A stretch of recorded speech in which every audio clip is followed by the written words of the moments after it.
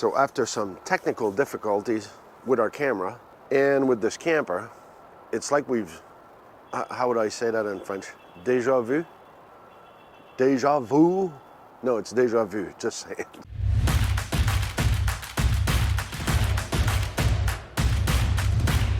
It's RV inspection day, and today we are in Ocala, Florida, and we're about to inspect this Entegra Accolade 32U XT. Now stick around. You don't know what we're gonna find. We don't know what we're gonna find, and our customers are home crossing their fingers that we don't find anything. So stick around. We're gonna update you at lunch and the end of the day. All right, first glimpse, Accolade, Entegra. So I already looked at a couple of little things, minor things so far, but this is a road armor unit. I mean, it's ready to go to war. Tactical type of look, seriously road armor, footsteps. Just a couple of little things that I just saw, you know, little loose trims and sealant missing, but at first glimpse, this looks solid. We even looked at the inside and this is kind of nice. Hopefully it's going to be an awesome unit. On an F600 Ford chassis frame, it looks good. I'm actually excited to look at this. This is kind of cool. These front end cap, Magnitude, Entegra, Accolade, there's always things that comes loose out of the front end. That's the first thing I checked when I came in. It looks solid, but they always claim that around 4,000 miles, if you have one of those, you better check on those front end because they're known to disconnect and get loose at the bottom because they're only attached by metal sheet screws down at the bottom. So just saying, keep an eye on that if you got one of those or a Magnitude. So all of them model that are similar, just keep an eye on those. Just to see that this is why you need an inspection. We just had a customer a couple of days ago, well, probably a week ago, from California, called us up and he's looking at one of those Stow Magnitude. We're probably gonna be able to link the video above. He reached out to a company in Colorado, send us to down here in Florida around Dover, and he booked us.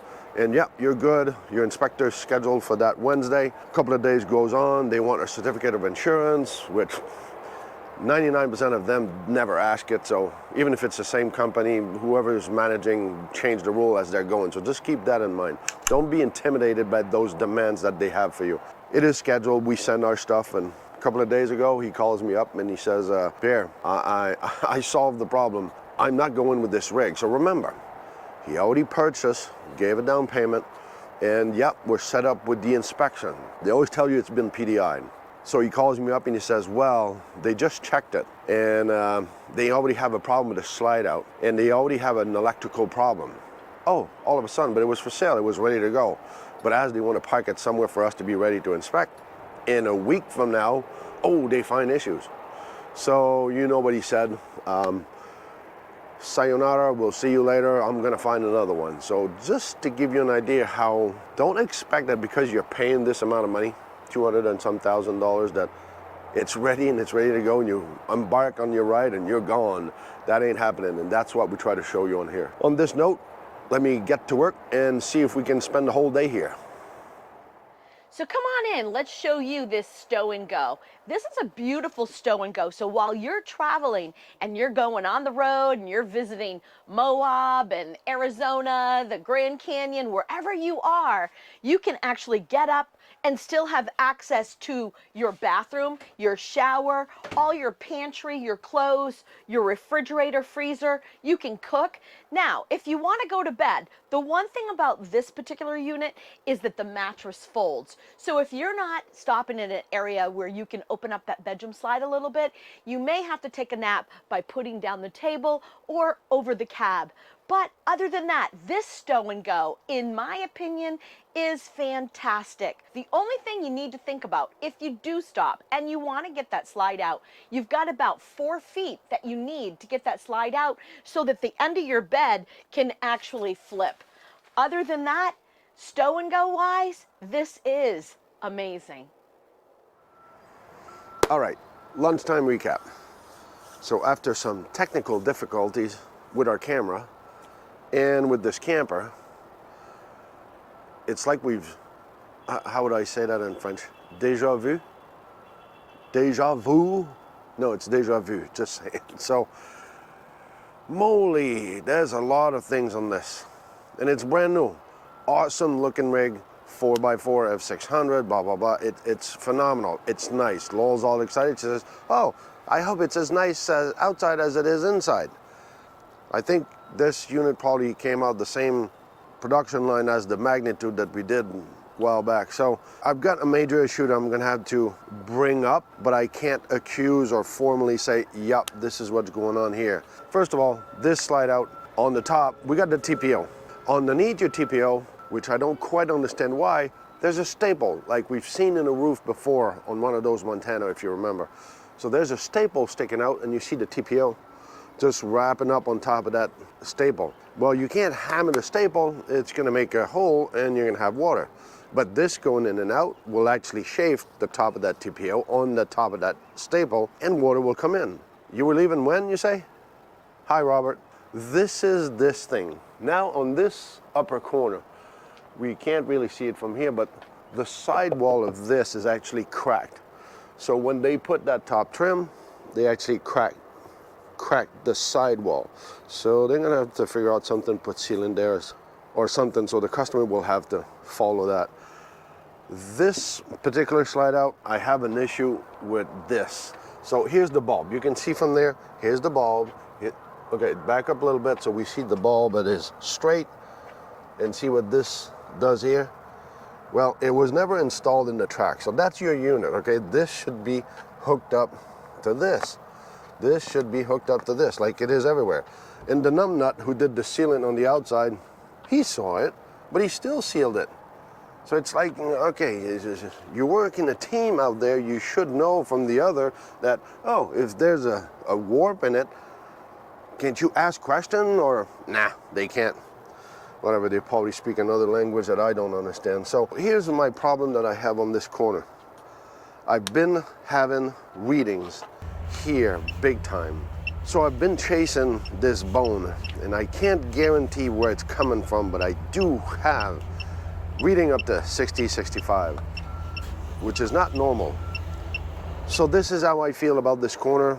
I had high readings. I can't confirm where it could be coming from unless it's this little corner. I gotta check how many miles has been going on this rig, or this is my culprit that the water is able to come across and get in and then slide into this corner, because once this is closed, the water can get into this, because this is like this.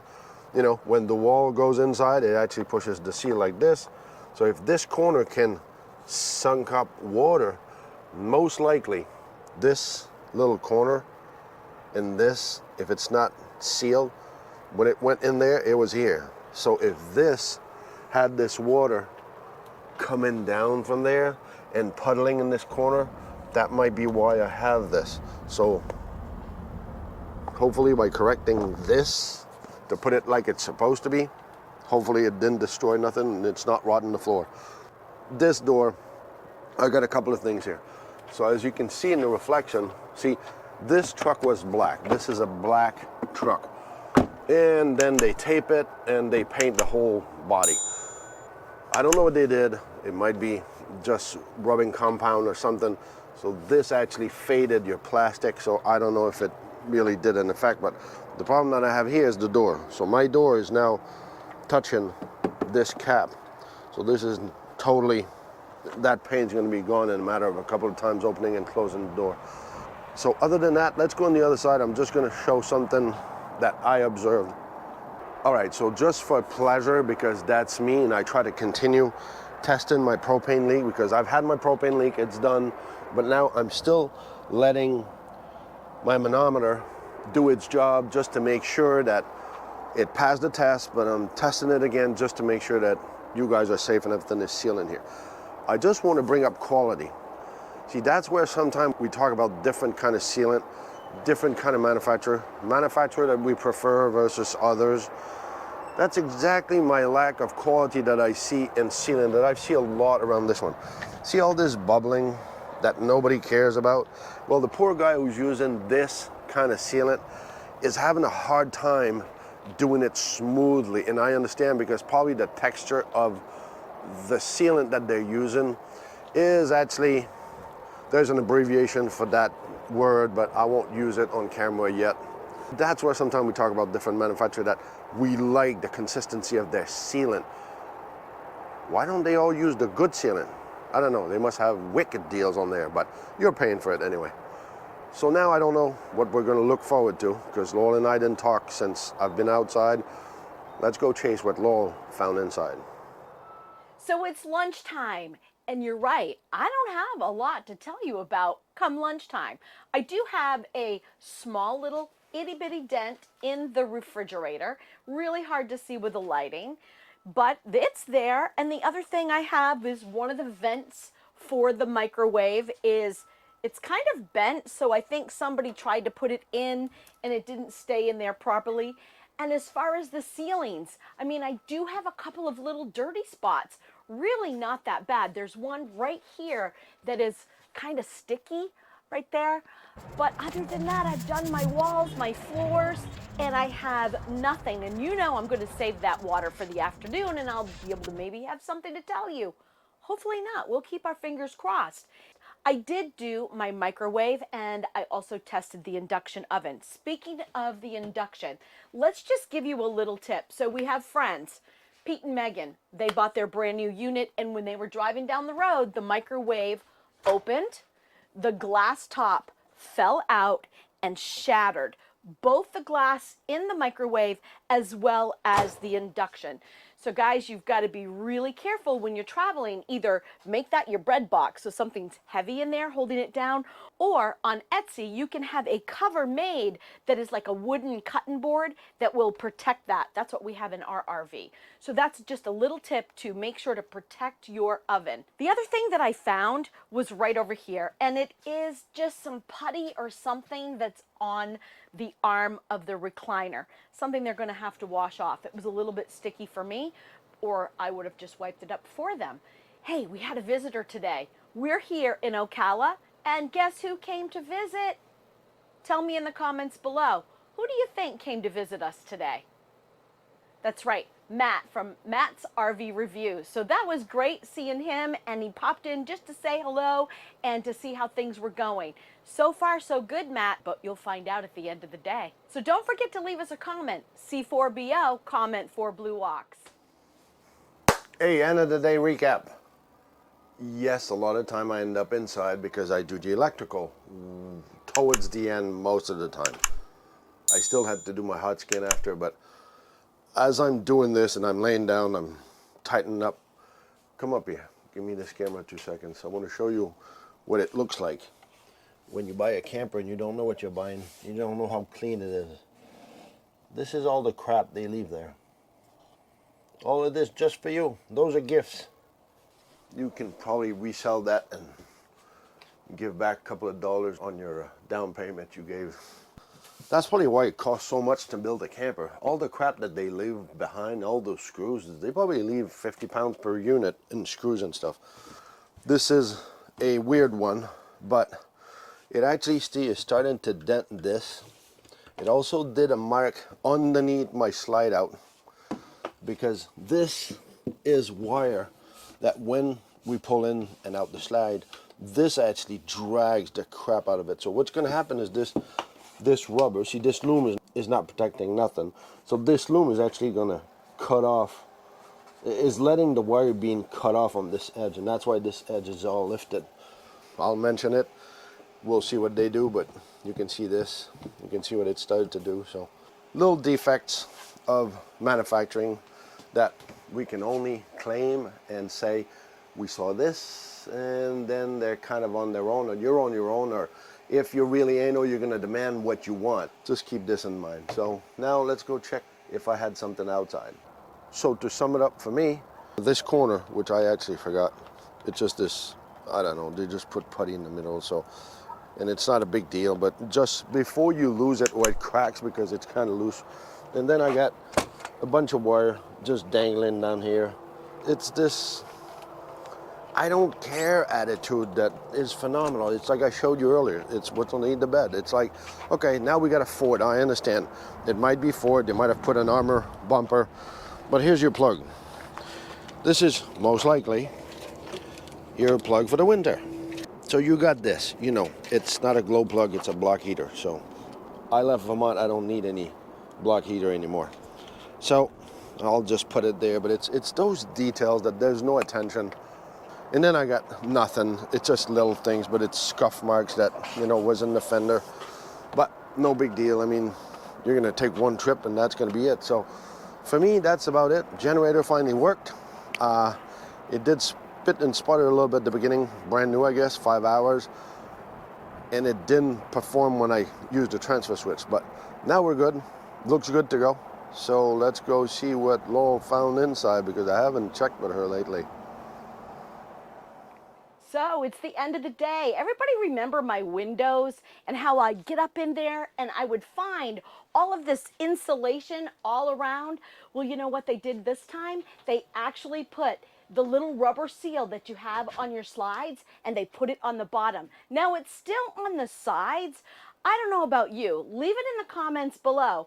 Do you have kids? Do you know kids? What do? They touch everything. They pick everything. What do you think they're going to do with all of that insulation? Tell me in the comments below.